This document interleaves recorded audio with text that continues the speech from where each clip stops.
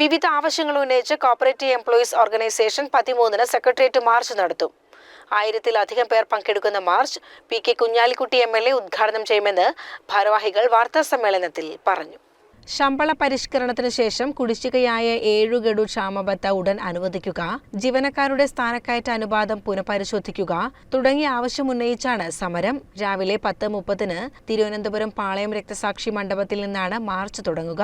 MLA-മാരായ KP Majeed, P Abdul Hameed, P Ubaidullah എന്നിവർ പ്രസംഗിക്കും. 2019-ൽ സഹകരണ ജീവനക്കാരുടെ ശമ്പള പരിഷ്കരണം നടത്തിക്കഴിഞ്ഞതിന് ശേഷം 7 ഗഡു ക്ഷാമബത്ത ഇപ്പോൾ കുടിശ്ശികയായി കിടക്കുക. ഏറ്റവും ഒടുവിലെ സംസ്ഥാന സർക്കാരിന്റെ ബഡ്ജറ്റിൽ സംസ്ഥാന ജീവനക്കാർക്ക് ക്ഷാമബത്ത പ്രഖ്യാപിക്കുമെന്ന പ്രതീക്ഷയിലായിരുന്നു സഹകരണ ജീവനക്കാർ. പക്ഷെ അതിലും 1 ഗഡു ക്ഷാമബത്ത കൊടുക്കും എന്നേ പറഞ്ഞിട്ടുള്ളൂ.